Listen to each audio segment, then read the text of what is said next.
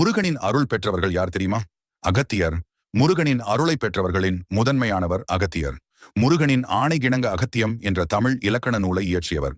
நக்கீரர் திருப்பரங்குன்றத்தில் பூதங்களிடம் சிக்கி குகையில் கிடந்தபோது முருகனே காப்பாற்றியதாக கூறுவர். அப்போது அவர் பாடிய பாடலே திருமுருகாற்றுப்படையாகும். ஔவையார் பசுமேய்க்கும் பாலகனாக வந்த முருகன் இவரிடம் பாட்டி, சுட்ட பழம் வேண்டுமா, சுடாத பழம் வேண்டுமா என்று கேட்டு ஞானத்தை அருளினார் என்பர். குமரகுருபரர் பிறந்ததிலிருந்து 5 வயது வரை வாய் பேச இயலாதவராக இருந்தவர் முருகன் அருளால் பேசும் ஆற்றல் பெற்றார். கந்தர் கலிவெண்பா என்னும் பாடலை பாடி அனைவரையும் வியப்பில் ஆழ்த்தினார். தேவராய சுவாமிகள் கந்த சஷ்டி கவசத்தை பாடி அருளியவர். முருகனுக்குரிய 6 எழுத்து மந்திரங்களை சூட்சுமமாக கொண்ட நூல். ராமலிங்க வள்ளலார் சிறுவனாக இருக்கும்போது கண்ணாடியின் முன்னர் தியானம் செய்யும் போது மயில் வாகனத்தில் முருகன் இவருக்கு காட்சியளித்தார் என்பர்.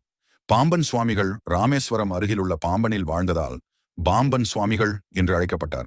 முருகன் மீது